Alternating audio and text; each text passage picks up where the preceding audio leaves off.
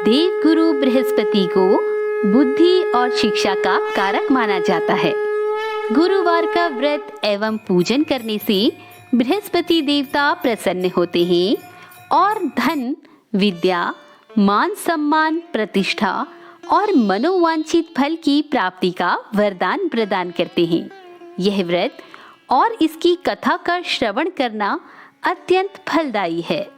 यदि आप बृहस्पतिवार का व्रत नहीं भी कर पाते हैं किसी भी कारणवश, तो केवल आप बृहस्पतिवार के दिन भगवान बृहस्पति देव की पूजा करके उनकी कथा को सुनकर भी भगवान बृहस्पति देव का आशीर्वाद प्राप्त कर सकते हैं। नमस्कार, स्वागत है आपका नीलम ज्ञानवाणी चैनल में। आज के वीडियो में सुनेंगे बृहस्पतिवार व्रत की कथा।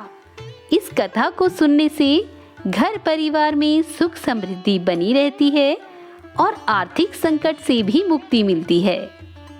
भक्तों, हिंदू धर्म के अनुसार व्रत के दौरान कथा का श्रवण जरूर किया जाना चाहिए। दरअसल पूजा के दौरान व्यक्ति कथा के जरिए उस व्रत का महत्व जान पाता है। महत्व जाने बिना किसी भी व्रत का कोई अर्थ नहीं। वहीं कथा सुनने या पढ़ने वाला व्यक्ति भगवान से संपर्क साधने में सक्षम हो पाता है। तो कथा को बड़े ही ध्यानपूर्वक, भक्ति भाव से और प्रसन्न चित्त मन से पूरा अवश्य सुनिएगा।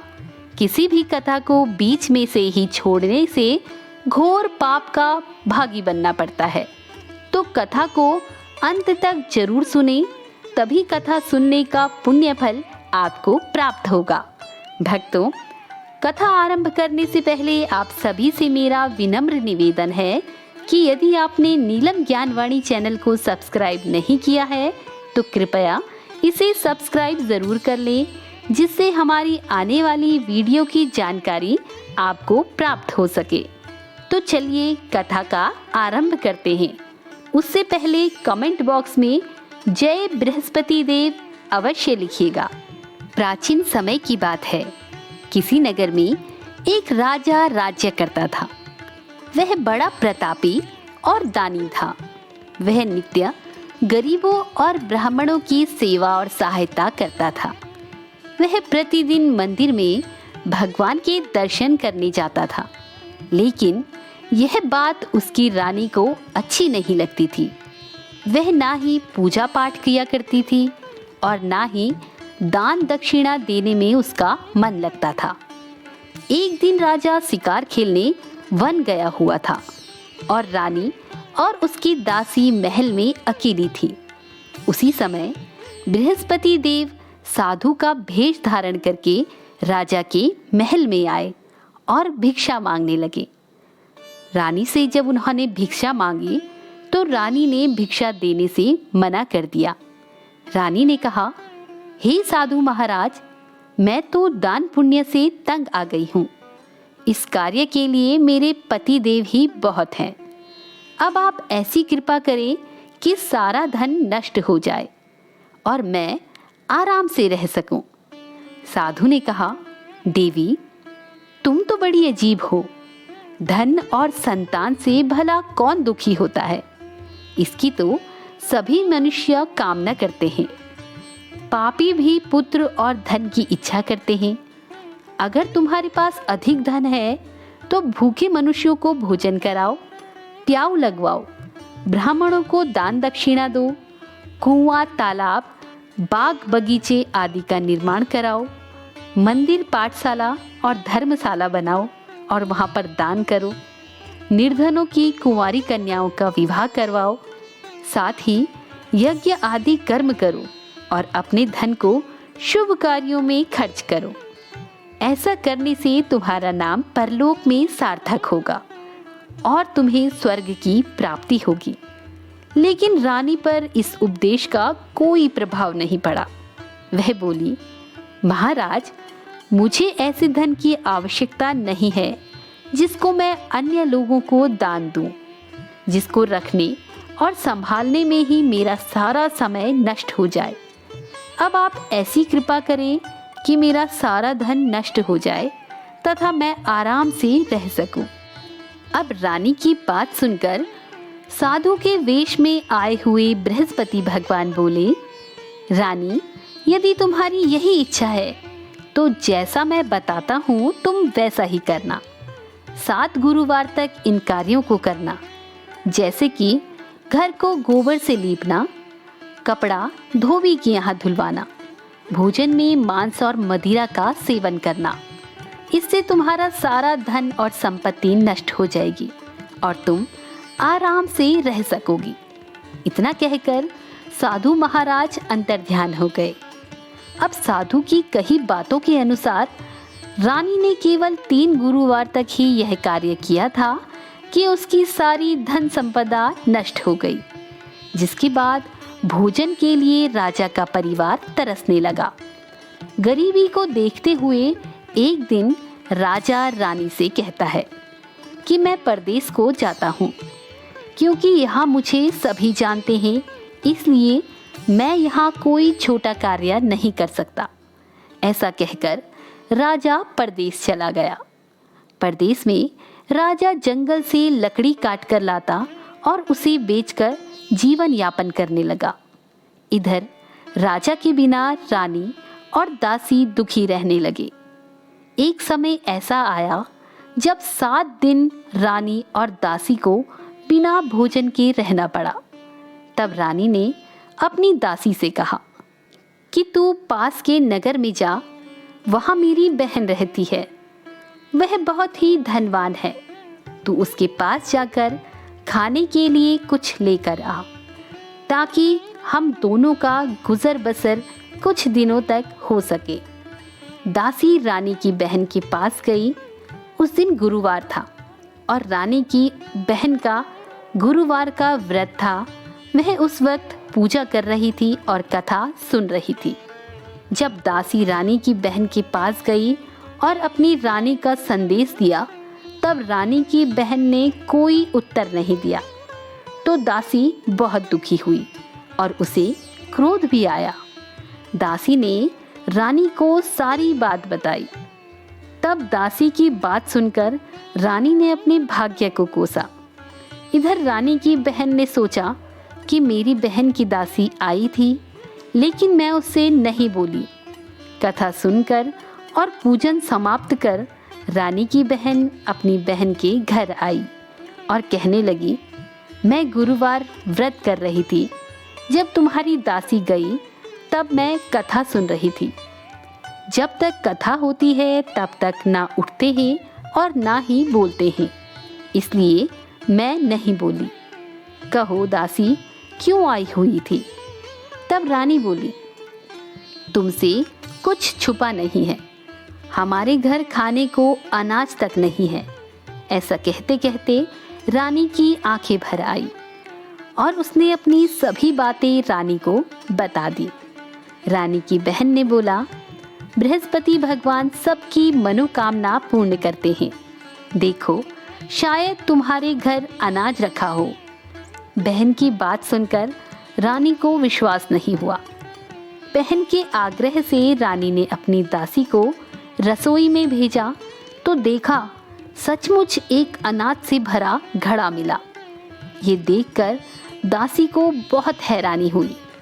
उसने रानी को सब बता दिया और कहा कि जब हमको अनाज नहीं मिलता है तो हम व्रत करते हैं, क्यों ना इनसे व्रत और कथा की विधि पूछी जाए, ताकि हम भी गुरुवार का व्रत धारण करें और कथा सुने। तब रानी ने अपनी बहन से बृहस्पतिवार के व्रत के बारे में पूछा, तो रानी की बहन ने बताया कि बृहस्पतिवार के व्रत में चने की दाल और मुनक्के से केले की जड़ में पूजा करनी चाहिए, दीपक जलाना चाहिए, व्रत की कथा को अवश्य ही सुनना चाहिए और व्रत के दौरान पीला भोजन ही करें, जिससे भगवान प्रसन्न होते हैं और सभी मनोकामनाएं पूर्ण करते हैं। व्रत और कथा की पूजन विधि बताकर रानी की बहन अपने घर लौट गई। 1 सप्ताह बाद गुरुवार का दिन आया तो रानी और दासी ने व्रत रखा। दासी घुड़साल में जाकर व्रत का सामान लेकर आई फिर केले की जड़ एवं भगवान विष्णु की पूजा कर कथा सुनी। दोनों ने व्रत तो कर लिया, अब पीला भोजन कहाँ से लाए? दोनों बहुत दुखी हुई, लेकिन उन्होंने व्रत किया था इसलिए गुरु भगवान खुश थे। वह एक साधारण व्यक्ति के रूप में 2 थालों में सुंदर पीला भोजन लेकर आए और दासी को देकर बोले, ये भोजन तुम्हारे लिए और तुम्हारी रानी के लिए है, इसे तुम दोनों ग्रहण करना। दासी भोजन पाकर बहुत प्रसन्न हुई। उसने रानी से कहा, रानी जी चलो भोजन कर लेते हैं।